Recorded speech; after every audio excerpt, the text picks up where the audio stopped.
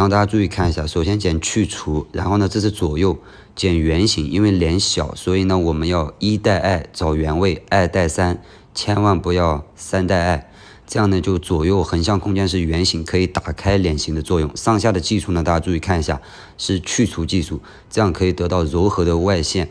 那旁边呢我们不选择斜向前，选择斜向后，那技术呢是反曲线，这样呢可以保留更多的长度，同时又可以收紧脸侧的宽度。流向呢是向后，功能性打开脸型，左右呢服帖。那我们剪 C 技术呢，建议从下往上梳，同时又不容易把后面发片往前带，不需要剪放大的圆，剪收紧的圆，这样可以使头骨收得更加完美。注意看一下，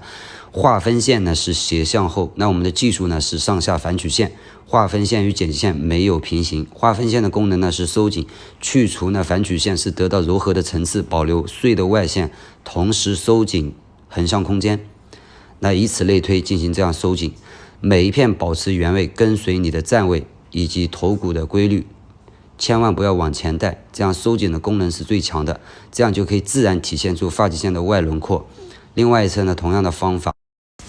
因为刘海呢要得到柔和的外线，所以呢我们次分区选择垂直。那旁边呢我们斜向后是为了打开脸型，技术呢是反曲线，所以我们令高无低，从底下往上梳更容易控制我们的量感。注意切口外翘，而且斜向后这边是反手位，所以手臂一定要抬高。那导线呢和刘海是不连接的，目的第一个更有空间感，第二个呢重新设定长度，可以挂矮或者选择不挂矮。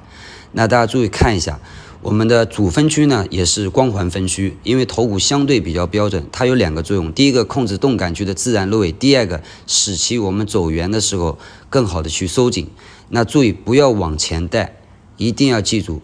我们的每一片发片，我们的站位不要定在这个地方，要跟随头骨走圆，否则后面会带长。这个时候大家一定要清晰的看到次分区是斜向后，低于垂直，高于45度，但是剪切线呢是与地面是垂直，接近反曲线，也就是剪切线与反曲线划分线是不平行的。那斜向后的目的呢是收紧，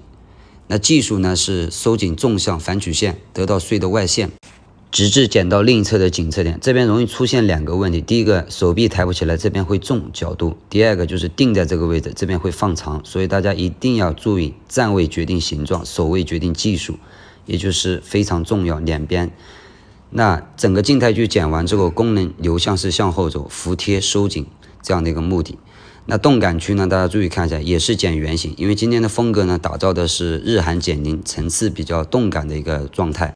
我们再次的回到动感区，是光环分区。那大家注意一下，头骨比较标准，所以我们就用光环体现本身头骨的特点。如果窄呢就要分横向，如果宽呢就分斜后或斜前。所以在分区之前已经把不规则的头骨变得相对规则，为了制造动感，上下是不连接的。大家注意看一下，上窄下宽，一点放射，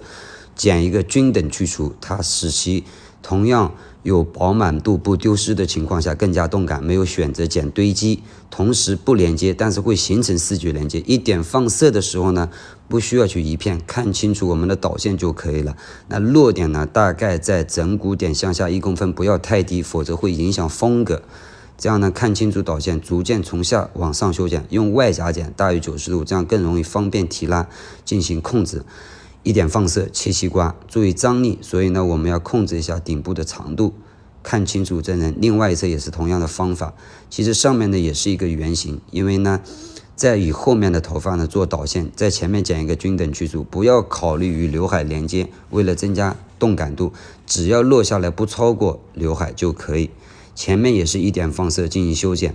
整个头顶都是这样的一个状态，所以全头都是 C 技术加上不连接，结构呢都是以圆形为基础，所以呢它的基调呢就是没有质感，比较动感，它没有用方形和三角形，会比较日韩减龄。注意学技术，不要学发型。静态区的长度可以自由变化，放长或变短。我们今天呢是可挂矮和不挂矮的状态，所以一定要注意这样的一个量感、长度、形状的比例，以及切合到人物的本身设计为根本，所以这样呢才能做好客单价。大家呢希望有收获，整个头发呢最后的一个呈现。